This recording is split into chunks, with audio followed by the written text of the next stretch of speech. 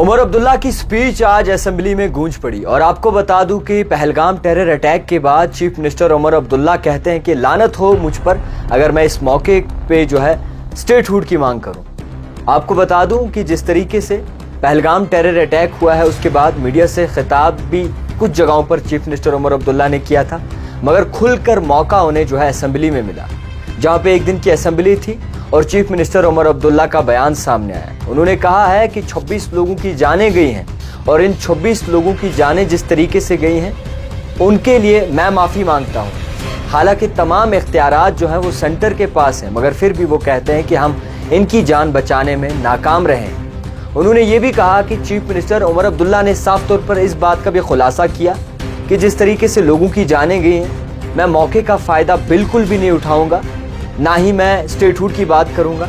हाँ, स्टेटहुड लेना तो ज़रूर है, मांग हमारी बरसों से है, मगर इस मौके पे स्टेटहुड को नहीं याद करेंगे। और जिस तरीके से ये वाक़या पेश आया है उसको लेकर शर्मिंदा महसूस करता हूँ मैं। चीफ मिनिस्टर उमर अब्दुल्ला कहते हैं कि लानत हो मुझ पर अगर इस बार मैं इस वक्त पर इस मौके पर जो है स्टेटहुड की बात करूँ। मैं आपको बता दूँ कि उन्होंने ये भी कहा कि हमारी सियासत इतनी सस्ती नहीं है कि आज के वक्त, आज के दिन जहाँ पर पूरा हिंदुस्तान, जहाँ पर पूरा मुल्क अफसोस जता रहा है, इस अफसोस के दिन पर जो है हम स्टेटहुड की मांग करें। मैं आपको बता दूं कि जिस तरीके से पहलगाम टेरर अटैक हुआ है, जिसके बाद अफरा तफरी का माहौल बन चुका है, कहीं ना कहीं 90 से 90% जो है वो बुकिंग्स कैंसिल हो चुकी हैं। स्टूडेंट चंडीगढ़ से वापस आ चुके हैं, मुख्तलिफ जगहों से वापस आ चुके हैं जो कश्मीरी स्टूडेंट्स बाहर पढ़ते थे। जहर एक भरा जा रहा है। कुछ ऐसा मीडिया है जो कहीं ना कहीं अफरा तफरी का माहौल क्रिएट कर रहा है। इसी बीच इंतज़ार था तमाम लोगों को उस घड़ी का कि आखिरकार कब चीफ मिनिस्टर उमर अब्दुल्ला जो हैं वो सामने आएंगे और पहलगाम अटैक के बारे में कुछ कहेंगे, लबकुशाई करेंगे। मगर सब जिस तरीके से सोच रहे थे वैसा बिल्कुल नहीं था। सब जिस एंगल से ले रहे थे वैसा बिल्कुल नहीं हुआ।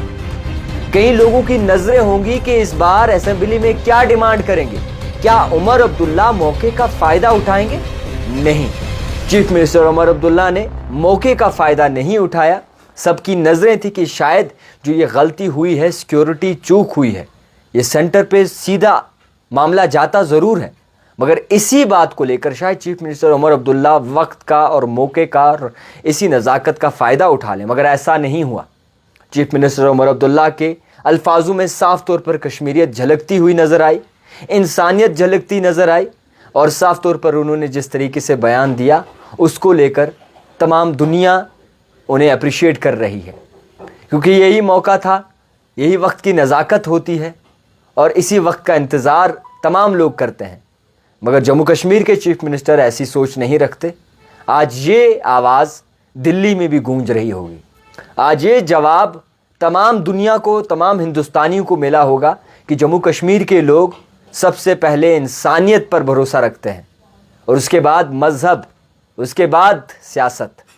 क्योंकि सियासत को परे रखा, मज़हब को परे रखा, उन्होंने सिर्फ इंसानियत की बात की। मैं आपको बता दूं कि जिस तरीके से स्टेटहुड की मांग हो रही थी, उन्होंने स्टेटहुड को बिल्कुल छुआ तक नहीं। ये कहा कि इस वक्त अगर मैं स्टेटहुड मांगूं तो आप ये समझे कि मुझ पे लानत है और मेरी इतनी सस्ती सियासत नहीं कि मैं इस मौके पर वक्त का फ़ायदा उठाकर स्टेटहुड की मांग करूं सेंटर से। तो फिलहाल चीफ मिनिस्टर उमर अब्दुल्ला के स्टेटमेंट को किस नज़रिए से देखते हैं, देखते रहिए द टाइपराइटर जावेद खान के साथ।